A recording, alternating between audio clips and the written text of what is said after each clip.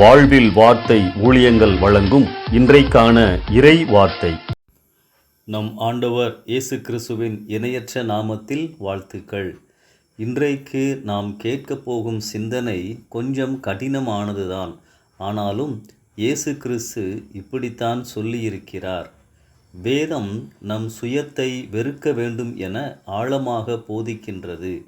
மத்தேயு 16ஆம் அதிகாரம் 24ஆம் வசனத்தில் இயேசு தம்முடைய சீஷர்களை நோக்கி, ஒருவன் என்னை பின்பற்ற விரும்பினால் அவன் தன்னைத்தான் வெறுத்து தன் சிலுவையை எடுத்துக்கொண்டு என்னை பின்பற்ற கடவன் என வாசிக்கின்றோம். உலகில் பல தத்துவங்கள் காணப்படுகின்றன. நோ யுவர் செல்ஃப், உன்னை அறி என்று சாக்ரட்டிஸ் சொல்லியிருக்கிறார். கண்ட்ரோல் யுவர் செல்ஃப், உன்னை கட்டுப்படுத்து என்று மார்க்கஸ் சொல்லியிருக்கிறார். நிறைய தத்துவங்கள் கிவ் யுவர் செல்ஃப், உன்னையே கொடுத்துவிடு என்று சொல்கின்றன. ஆனால் இயேசுவோ உன்னையே வெறுத்துவிடு என்று சொல்கின்றார். நம்மை வெறுக்கும் பொழுது நாம் நம்மை அறிந்து கொள்ள முடியும், நம்மை கட்டுப்படுத்த முடியும். இயேசுவே இதற்கு மாதிரியாக வாழ்ந்தார்.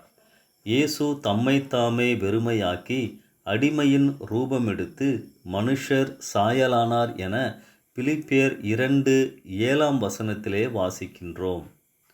அன்பானவர்களே, உண்மையான சுயவெறுப்பு நம்மில் காணப்படுகிறதா?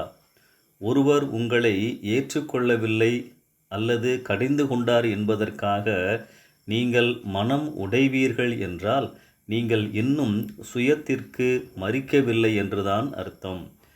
கிறிஸ்தவ வாழ்க்கை சாதாரண எளிதான வாழ்க்கை அல்ல. சுயம் என்னில் சாம்பலாய் மாற என்று ஒரு பழைய பாடல் வரி உண்டு.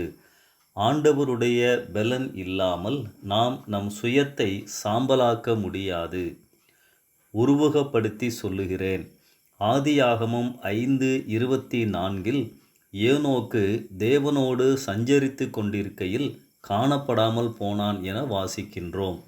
ஆம், நாம் ஆண்டவரோடு நெருங்க நெருங்க நாம் நம் சுயம் நம்மில் காணப்படாமல் போக வேண்டும். அவருடைய தெய்வீக சாயல் நமக்குள் உருவாகி கொண்டே இருக்க வேண்டும். ஒரு முறை ஒரு விசுவாசி ஒரு ஊழியக்காரரிடம், ஐயா, சுயத்திற்கு மரிப்பது என்றால் என்ன என்று கேட்டார். அப்பொழுது அந்த ஊழியர், நீங்கள் கல்லறை தோட்டத்திற்கு சென்று அங்குள்ள சில கல்லறைகளை பார்த்து நன்றாக புகழ்ந்து பேசுங்கள். பிறகு சில கல்லறைகளை நன்றாக திட்டுங்கள். பிறகு என்னிடத்திலே வாருங்கள் என்று கூறினாராம். அந்த விசுவாசியும் அப்படியே செய்தார். பிறகு ஊழியர் அவரிடம், ஐயா, நீங்கள் சில கல்லறைகளை புகழ்ந்தபோது அவைகள் ஏதாவது பதில் சொன்னதா? திட்டிய போது ஏதாவது பதில் வந்ததா? இல்லை. ஏன்? அவர்கள் மரித்து போனவர்கள். சுயத்திற்கு மரிப்பது என்றால் இதுதான் என்று போதகர் சொன்னார்.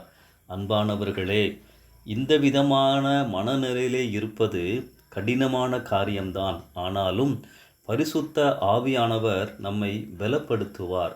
நம்முடைய நோக்கங்கள் சரியாக இருக்கின்ற பொழுது ஆண்டவருடைய துணை, பலன், வழி நடத்துதல் நமக்கு எப்பொழுதும் உண்டு. அன்பானவர்களே, இத்தோடு முடிவதில்லை. சுயத்திற்கு மரிக்கும்போது, நம்மை வெறுமையாக்கும் போது ஆவியானவர் நம்மை நிரப்புகிறார். சமாதானத்தை, நம்பிக்கையை கொடுக்கின்றார்.